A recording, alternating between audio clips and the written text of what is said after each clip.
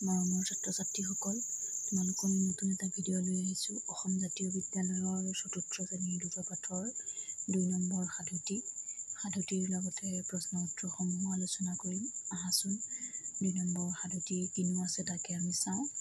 ১ number সাধুটো তোমালোকৰ লগত আলোচনা কৰা হ'ল, প্ৰশ্ন উত্তৰসমূহো লগতে কৰা হৈছে। যদিহে তোমালোকে ভিডিঅ'টো চোৱা নাই চাই ল'বা। মোৰ ভিডিঅ'সমূহে যদি তোমালোকক উপকৃত কৰে তেনেহ'লে লাইক, শ্বেয়াৰ, কমেণ্ট কৰিবলৈ পাহৰি নাযাবা। আহাচোন সাধুটি কিনো আছে তাকে চাওঁ। জোঁৱাই সাধু ২ নম্বৰ সাধুটি। এদিন এটা মানুহে তাৰ জোঁৱায়েকক বিহু খাবলৈ মাতিছিল। জোঁৱায়েকে শহুৰেকৰ নিমন্ত্ৰণ ৰাখিবলৈ আবেলি বেলিকা ঘৰলৈ যাবলৈ ওলাল। শহুৰেকে অকলে যাবলৈ কৈছিল, সেইকাৰণে সি কোনো মানুহক লগত লৈ যোৱা নাছিল। কিন্তু সি অলপ বাট গৈ দেখিলে তাৰ লগত ছাঁটোও আহিছে। সি ভাবিলে, শহুৰে মোক কোনো মানুহক লগত নিনিবলৈ কৈছে। যদি মই এতিয়া ছাঁটো মোৰ লগত লৈ যাওঁ তেন্তে শহুৰে মোক নিশ্চয় খং কৰিব। ইয়াকে ভাবি সি ছাঁটোক ক'লে, হেৰৌ, তোক কি লাগে? কিয় আহিছ? গুচি যা। কিন্তু ছাঁটোৱে নমতা দেখি সি আকৌ সুধিলে, তই নামাত কিয়?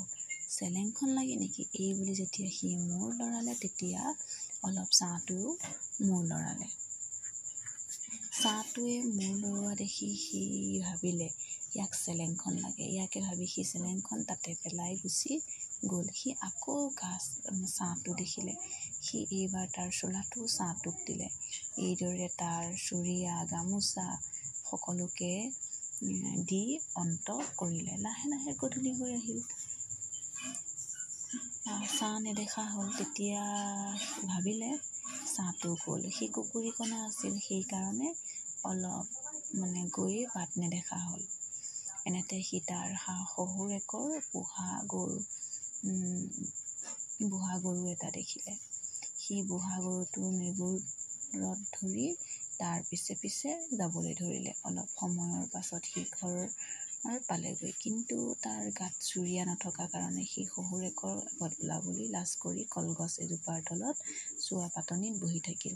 তোমালোকে চোৱা পাতনি চিনি পাইছা চাগে, য'ত আমি ভাত পানী খাই হাত ধোৱা পানীবোৰ পেলোৱা হয়। যিকোনো ভাত খোৱা পানী, পাকঘৰৰ পানীবোৰ পেলোৱা হয়। চোৱা পাতনি বুলি কোৱা হয় হাত ধোৱা পানী পেলোৱা ঠাইত। পানী বুলিয়ে নহয়, এৰা ভাত খাদ্যও পেলোৱা হয় লগতে। তাৰপিছত চোৱাচোন,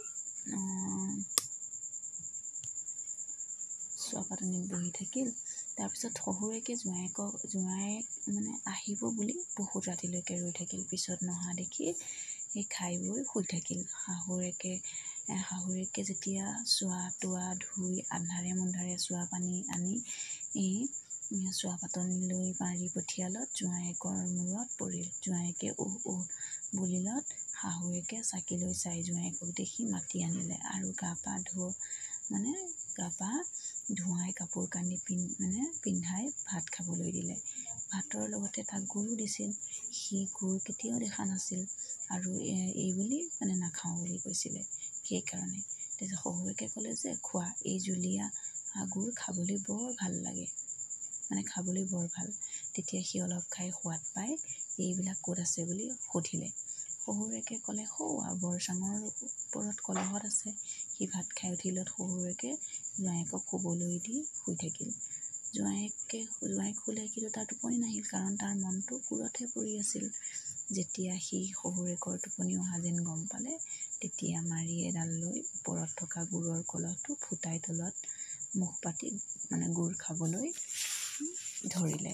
তাৰ খাই যেতিয়া অতাই দেখে গুড় গাত পৰি তাৰ গাটো এঠা এঠা হ'ল। তুলি কৰিবলৈ থোৱা কিছুমান তোলা সি দেখিবলৈ পালে। সি উপায় নাপাই কি কৰিলে, তাৰ ওপৰতে বাগৰ দিলে। তাৰপিছত সি দেখিলে যে গাটো গোটেই বগা নোমেৰে ভৰি পৰিছিল।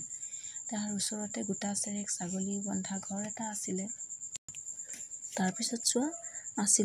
আৰু তাকে দেখি তেতিয়া সি মনে মনে ভাবিলে যে ছাগলীৰ মাজতে ৰাতিটো কটাওঁ বুলি সোমাই থাকিল। সেইদিনা চোৰে ছাগলী চুৰ কৰিবলৈ আহিছিল। সিহঁতে ভাবি আছিল যে যিটো ছাগলীৰ নোমত ধৰিলে যে নোম উঠি আহিব সেইটো ছাগলীকে নিব, কাৰণ তেনেকুৱা ছাগলীবোৰৰ মানে তেল বেছি বুলি কয়।